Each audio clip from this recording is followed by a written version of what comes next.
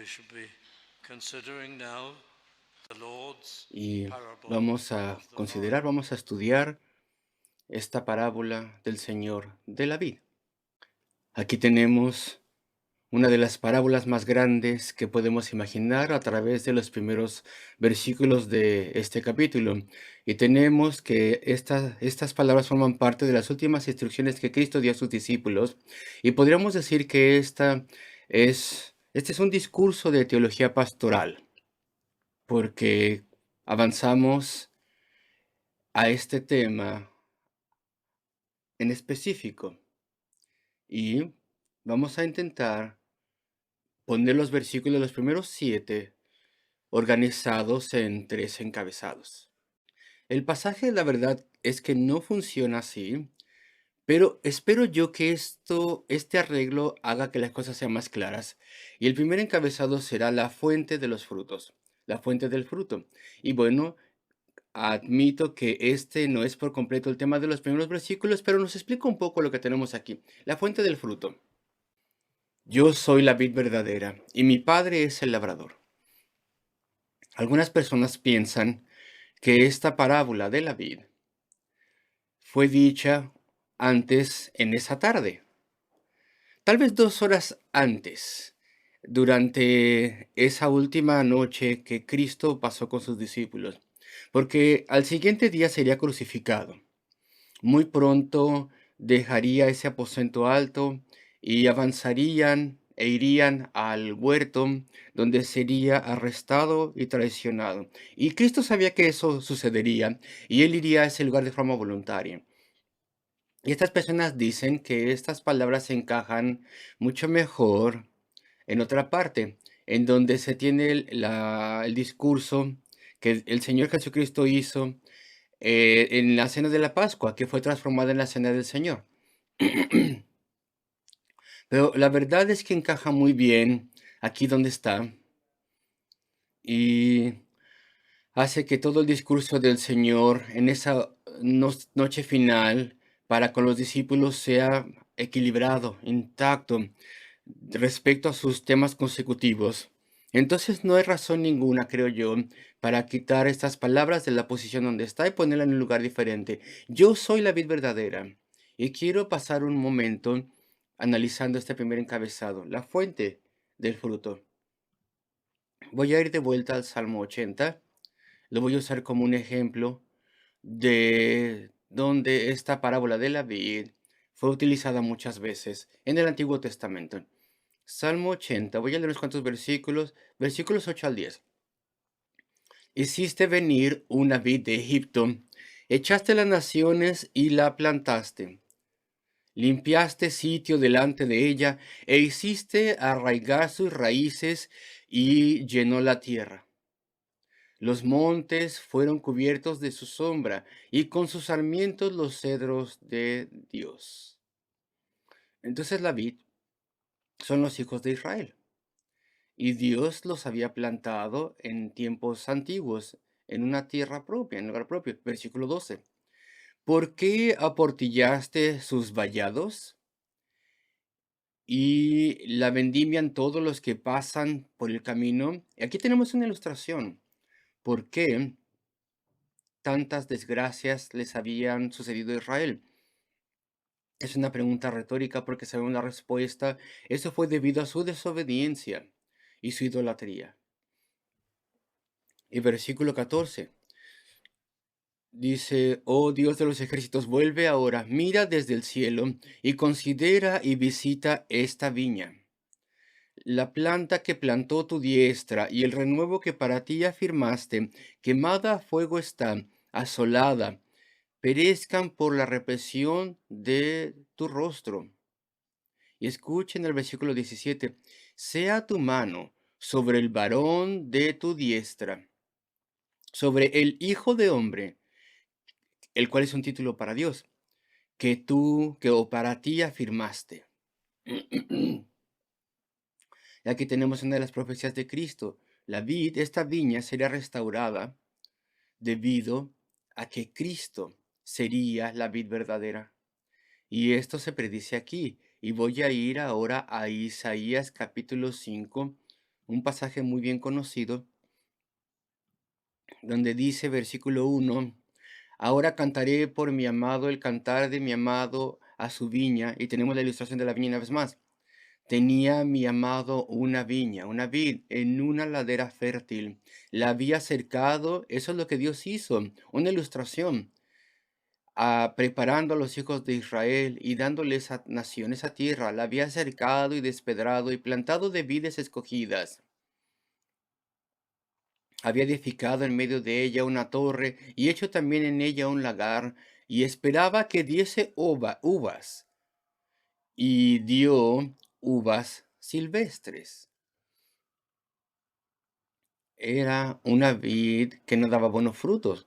Ahora pues, vecinos de Jerusalén, habitantes de Jerusalén y varones de Judá, juzgar ahora entre mí y mi viña. Versículo 4. ¿Qué más se podía hacer a mi viña que yo no haya hecho en ella?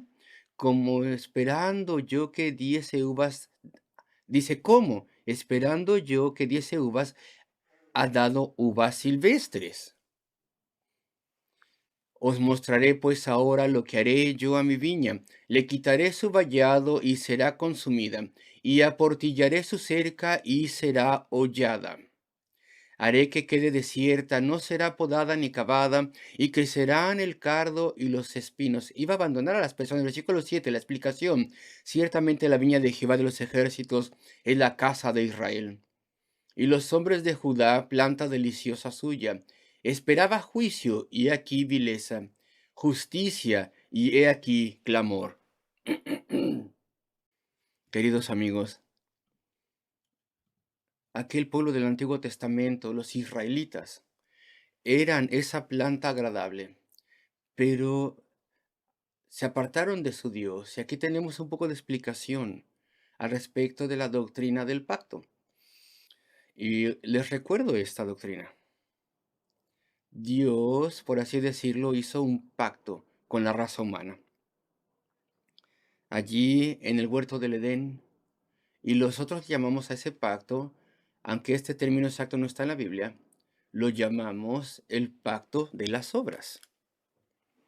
Y significa lo siguiente, que Dios le dijo al ser humano, y lo pueden leer ustedes en la parte inicial de Génesis, si tú me obedeces y confías en mí, entonces yo te bendeciré y yo te daré vida eterna.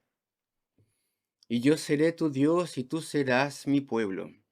Y prácticamente eso es lo que Dios les dijo. Era un arreglo, un acuerdo, un pacto. Dios, por parte suya, daría vida y bendición, y la raza humana, representados en Adán y Eva, por su parte, obedecerían y confiarían en Dios. Y el pacto fue quebrantado.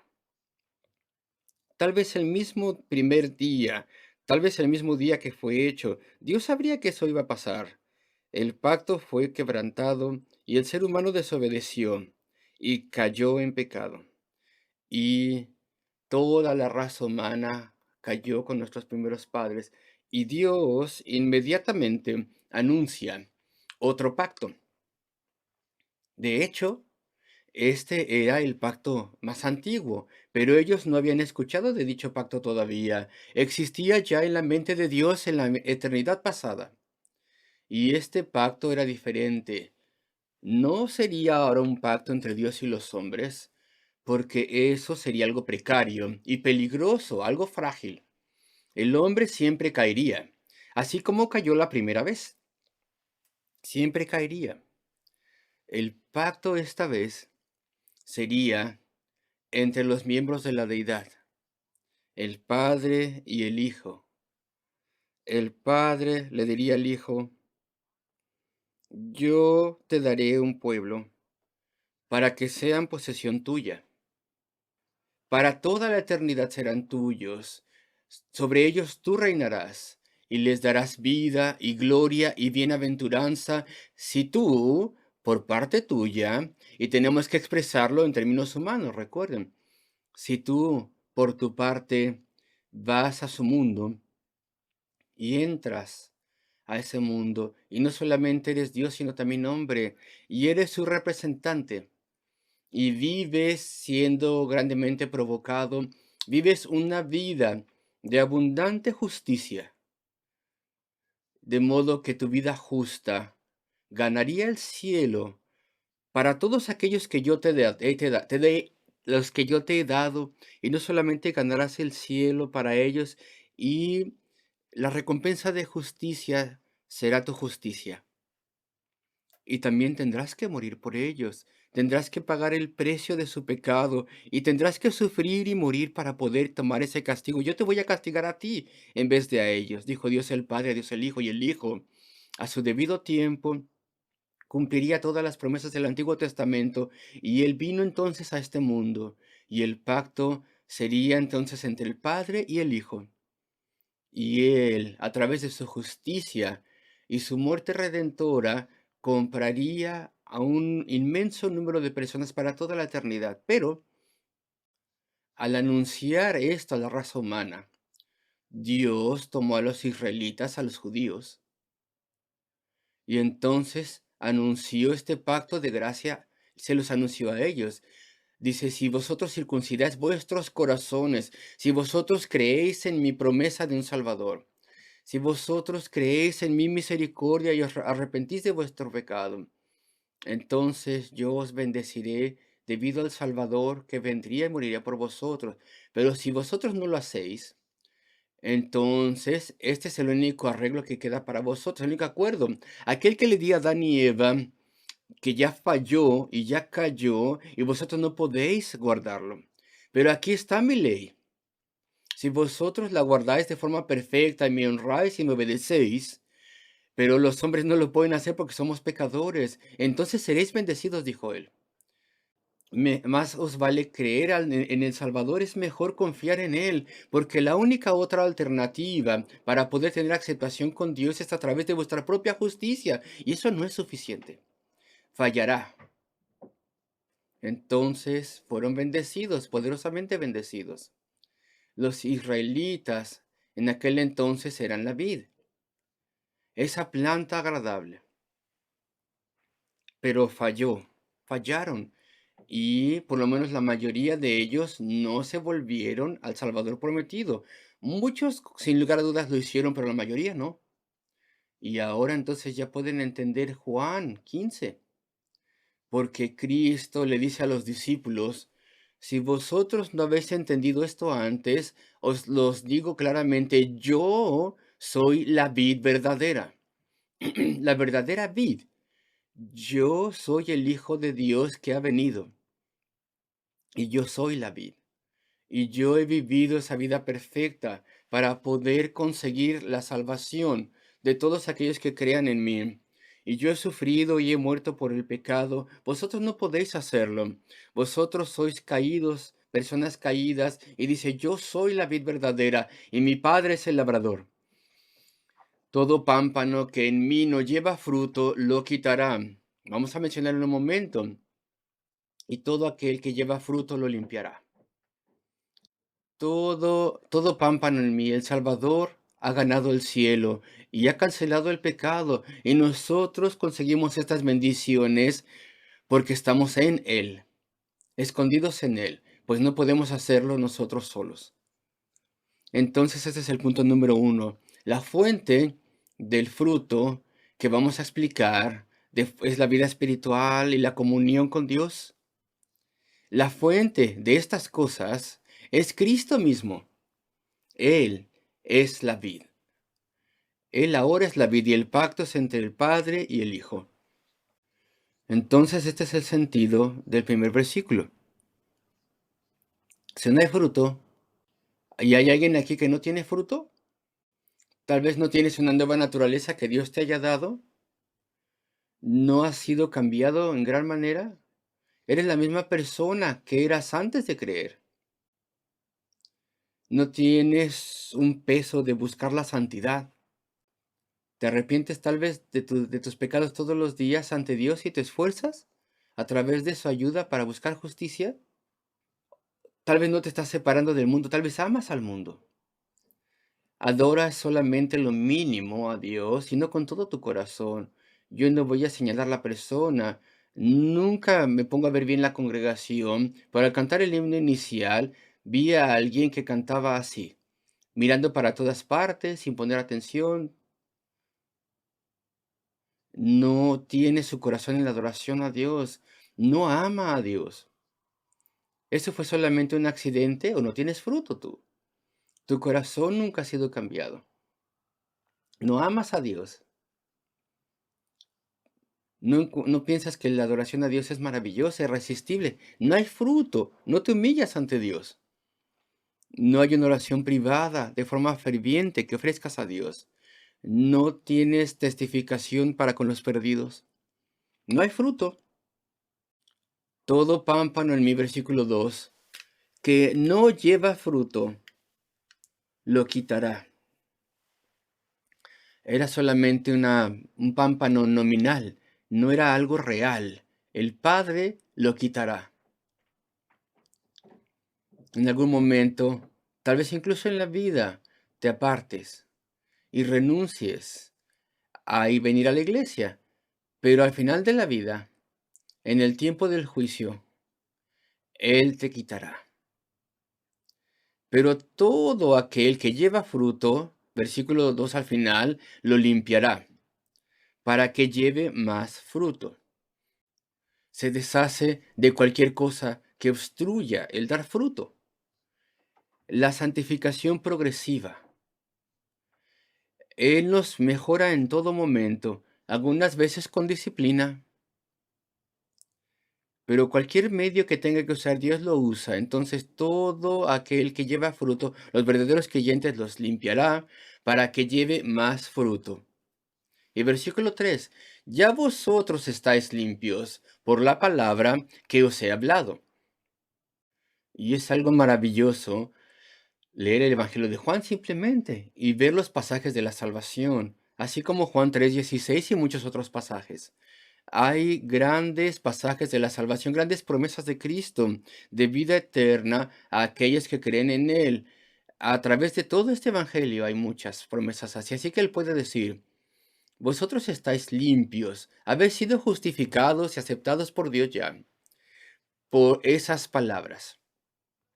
Cuando la escuchasteis repetidas veces, le dijo a los discípulos, quien quiera que crea en mí, y tú has creído, vosotros habéis creído. Ellos no habían entendido bien cómo Él aseguraría la salvación para ellos, pero habían creído completamente que lo haría. Y ahora estaban a punto de saber cómo. Y debido a que habían creído en Él, entonces fueron justificados y aceptados por Dios. Dice, ahora estáis limpios por la palabra que os he hablado. Y esto me lleva al segundo encabezado. Y vamos a versículo 4. Y dice así, los frutos permanentes. Si hay una nueva vida y santidad, y la comunión con Dios viene solo por Cristo, porque Él es la vid verdadera, Él tiene que comprar todo esto y asegurarlo por nosotros. Hay que creer en Él. Esto es esencial. Y si esto solamente viene de Él, pues ¿cómo entonces continúa? Y esto es fascinante, escucha. Versículo 4, permaneced en mí. ¿Y qué significa esto? ¿Qué significa permaneced en mí? La palabra griega que se traduce permanecer simplemente significa quedarse ahí. Permanecer, justamente. Permaneced en mí. También se utiliza para implicar morar en mí. Para decir eso, permaneced, morad en mí. Permaneced. La palabra se utiliza 10 veces en estos versículos, así que es muy importante. Permaneced en mí, estad en mí. Y hay muchas extrañas ideas al respecto de lo que significa, muchas ideas extrañas. Y he escuchado que se dice que permanecer en Cristo significa que lo visualizas o que te lo imaginas. No, no, no, dicen otros, no es eso exactamente, sino que más bien lo que tienes que hacer es, bueno, es algo místico. Fijas tu atención en Él. Entonces, ¿qué significa permaneced o estad allí en Cristo? Pues la Biblia nos lo dice. La Biblia misma nos lo explica. Nosotros no tenemos que confundirnos. Si yo por un momento puedo ir de vuelta a Juan 6, ahí tenemos un muy buen ejemplo. Sería una buena definición inicial. Juan 6, versículo 56. Escuchen estas palabras. Esto define qué significa estar o permanecer en Cristo. El que come mi carne y bebe mi sangre, en mí permanece. Ahí está, en mí permanece. Y yo en él. Es exactamente el mismo término en el griego. El que come mi carne y bebe mi sangre, en mí permanece, y yo en él. En otras palabras, la primera forma, y voy a decirles 4 formas en las que permanecemos en Cristo. Y la primera es depender del Calvario, con todo nuestro corazón, y nunca dejar que eso se vaya de nuestra mente. El Calvario lo es todo para nosotros, porque consiguió Cristo ahí la salvación por nosotros. Ahí tenemos que se representa la compasión ilimitada de Cristo. De tal manera amó a su pueblo que fue al Calvario por ellos. La sangre del eterno Hijo fue derramada por su pueblo. Y esto nos habla. Y cuando pensamos al respecto del Calvario, en nuestra lectura privada y devociones, cuando estamos dispuestos a tomar la cena del Señor, esto toca nuestros corazones y nos maravillamos por su amor. Y por lo que Él estuvo dispuesto a hacer por nosotros para comprarnos. Y nosotros nos esforzamos por vivir por Él y por vivir una vida justa. El pensar que nosotros fuimos la causa de que Él tuviera tanto dolor y castigo, eso nos conmueve. Y nosotros creemos en eso y dependemos de eso y no vamos a dejar que eso nos sea arrebatado. Entonces, permanecer en Cristo, primero que nada, significa que nos aferramos de forma tenaz al Calvario. Y lo amamos y confiamos en Él y dependemos de Él y pensamos al respecto de Él frecuentemente y lo apreciamos.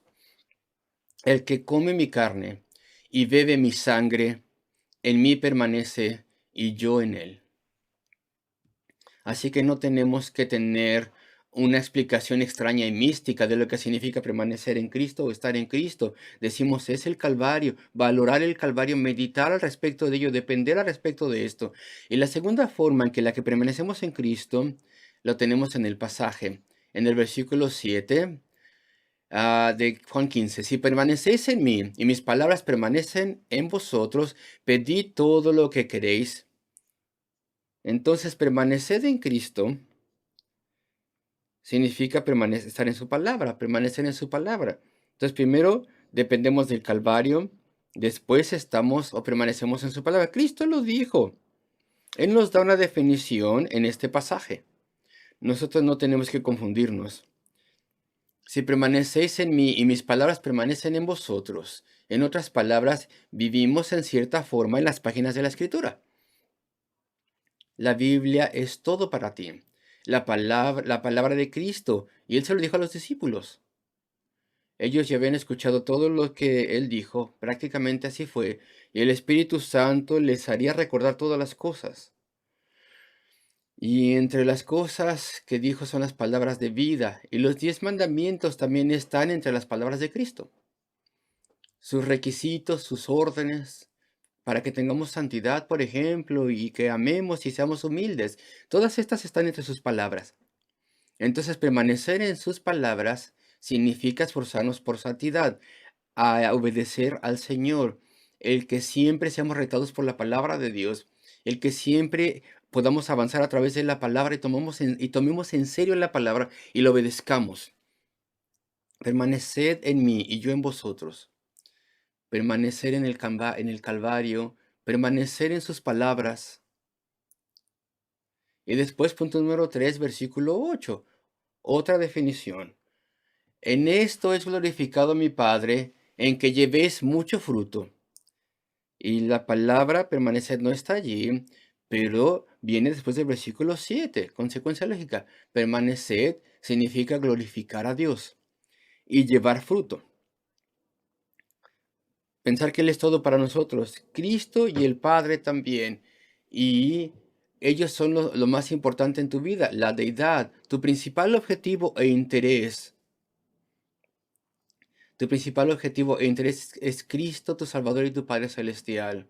Y el hacer que Él sea conocido, proclamarle, el ver que Él es glorificado. el que Él sea lo más importante en nosotros. Eso es lo que significa glorificarle, que Él sea lo más importante de nosotros, el esforzarnos en representarle y meditar al respecto de Él y servirle. Entonces, permanecer en Cristo significa glorificar a Cristo y al Padre. Y después, punto número 4, versículos 9 y 11, o 9 a 11. Esto nos explica qué significa permanecer en Cristo. Como el Padre me ha amado, así también yo os he amado. Permaneced en mi amor. Permanecer en Cristo significa permanecer o continuar en su amor, estar en su amor. Dice así, permaneced en mi amor, continuad en mi amor. Es decir, que andemos en el amor de Cristo. Versículo 11. Estas cosas os he hablado para que mi gozo esté en vosotros, continúe en vosotros y vuestro gozo sea cumplido. Esta palabra está aquí también en el griego. Y vuestro gozo sea cumplido. Entonces, la cuarta forma en la que permanecemos en Cristo es nunca olvidar su amor. Y andar en Él, caminar en Él, reflexionar al respecto de Él, pensar al respecto de Él, agradecerle por Él. Las cosas duras que pasan en la vida no nos molestarían tanto como nos molestan si nosotros nunca olvidásemos el amor de Cristo. Él sabe todas las cosas que Él va a permitir que nos pasen. Él siempre está cerca de nosotros esperando que clamemos a Él. Él nos ha librado 1000 veces de los problemas antes ya y lo volverá a hacer. Entonces, si vivimos con una conciencia de su amor, recordándolo, entonces permanecemos en su amor, perdón. Entonces hay 4 formas en las que permanecemos en Cristo y el pasaje nos lo explica. Y entonces este verbo, la escritura lo define. Entonces, punto número 1, permanecemos en el Calvario, en la palabra de Dios, permitimos que tenga autoridad en nuestra vida y permanecemos glorificando a Dios, haciendo que sea lo más importante en nosotros. Hablamos de Él, le servimos y permanecemos en su amor. Nunca perdemos de vista su amor. Aquí tenemos entonces 4 áreas en las que permanecemos en su amor. Y esta es una verdadera teología pastoral. Y Cristo mismo se lo enseñó a los apóstoles, por amor a ellos y para enseñar a otros. Y para enseñarnos a nosotros a través de los siglos. No significa que necesitemos un libro de psicología. No, no, no. Aquí tenemos teología pastoral del Señor, estas 4 áreas de cómo permanecer en Él. Y esto nos ayuda muchísimo. Y ese es nuestro fruto. Nuestro fruto continúa. Y vayamos al versículo 4 un momento, donde dice, permaneced en mí y yo en vosotros.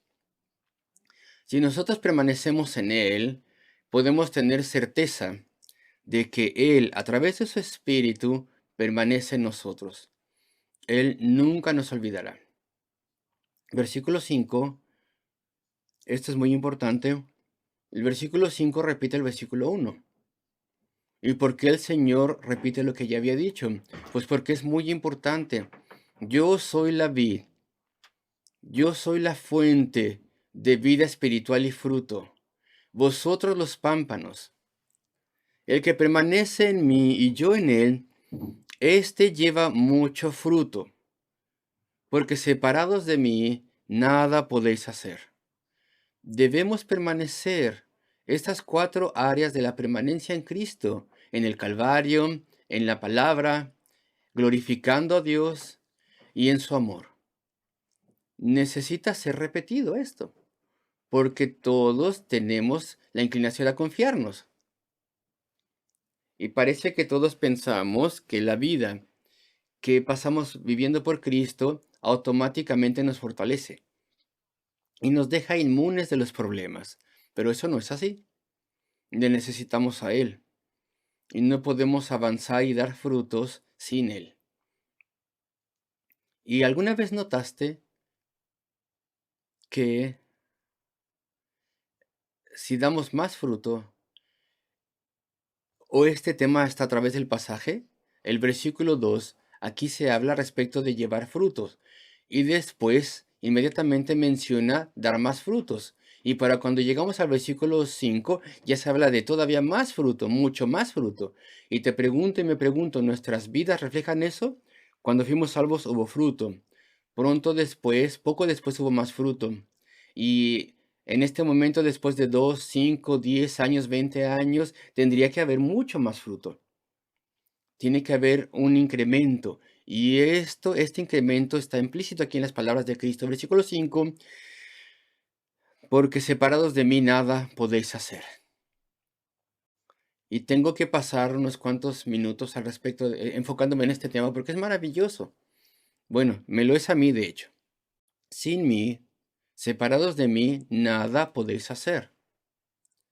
No habrá fruto en vuestras vidas en absoluto. Y hay muchas personas que no son salvas.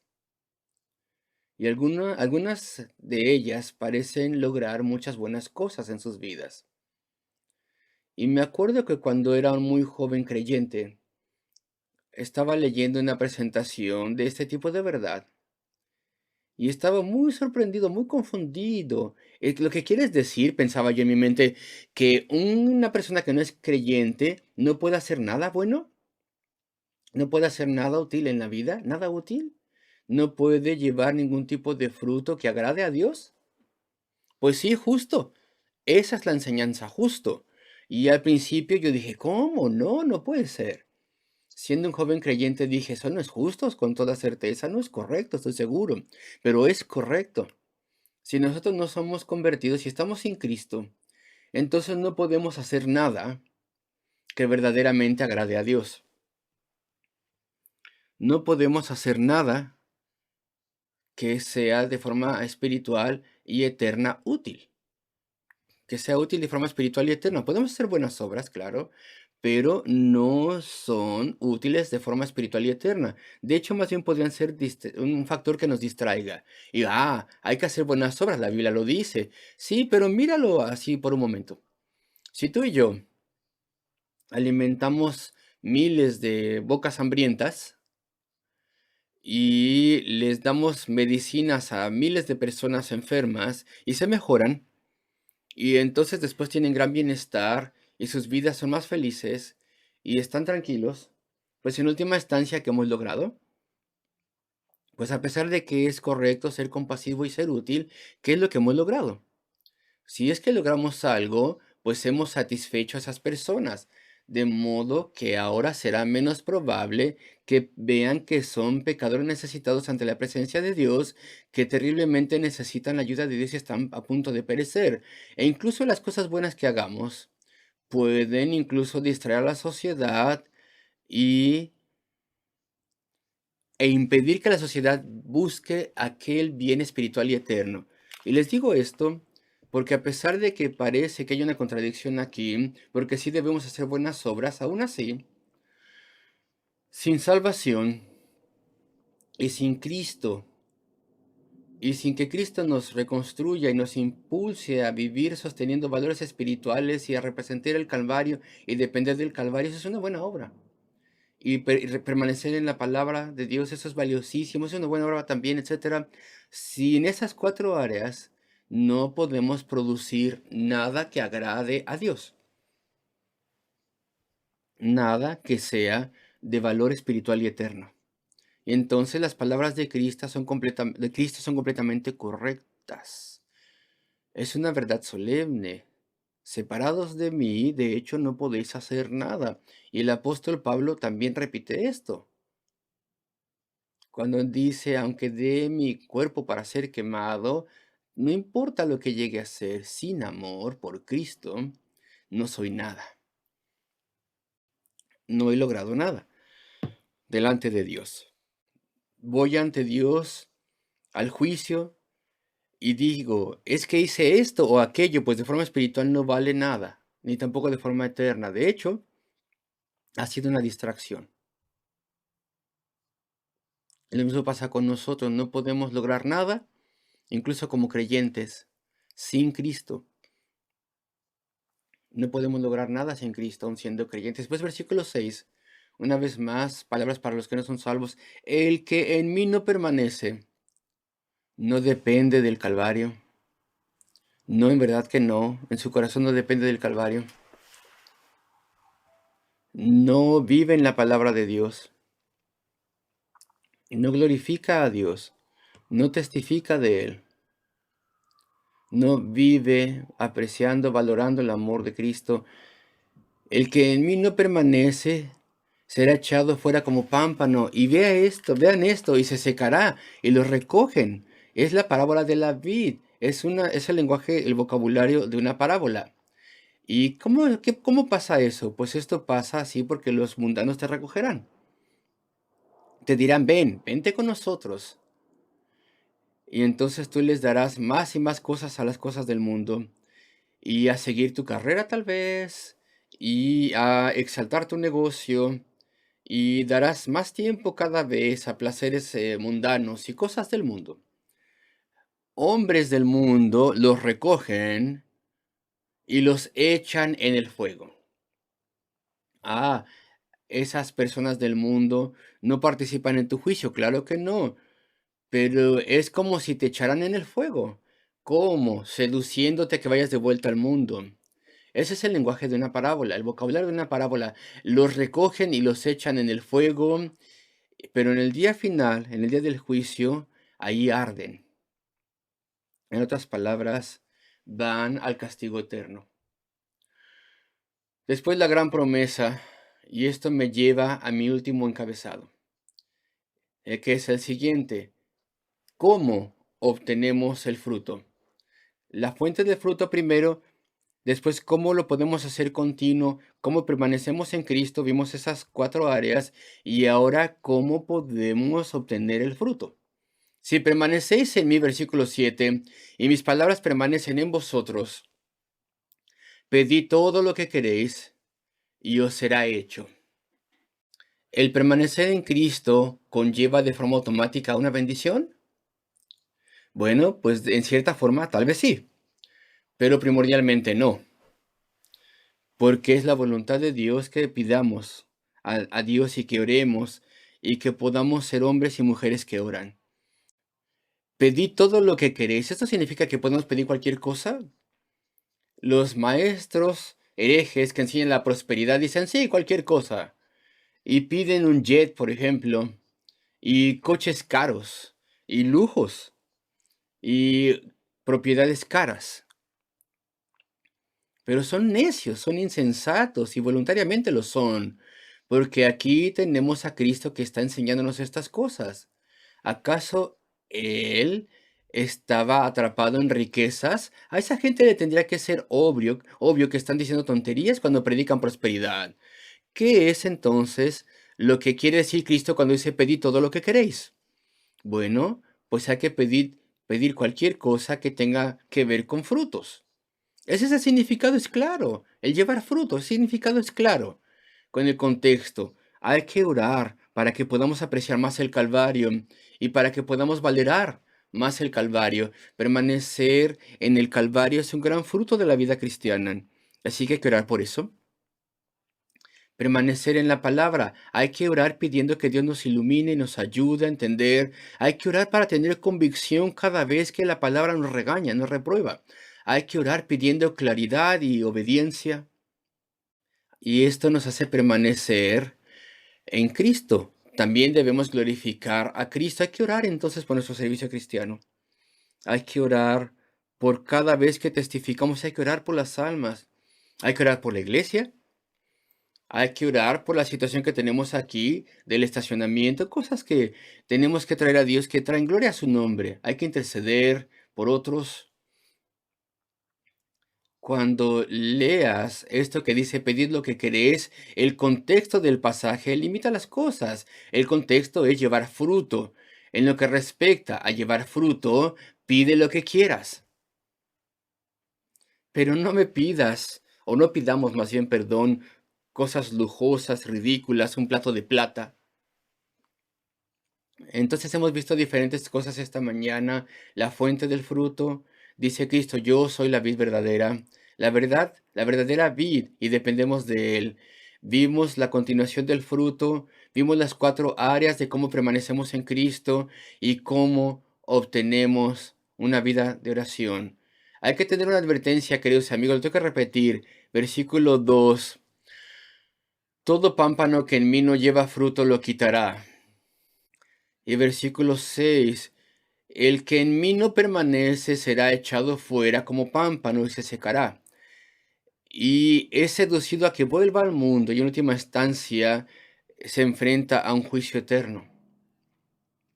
Y después quiero señalar a medida que terminamos la segunda parte del versículo 2, donde dice, todo aquel que lleva fruto lo limpiará para que lleve más fruto. Un avance progresivo en santificación, avance en piedad. Ese es el gran objetivo que todos tenemos y nos pregunto, ¿estamos avanzando?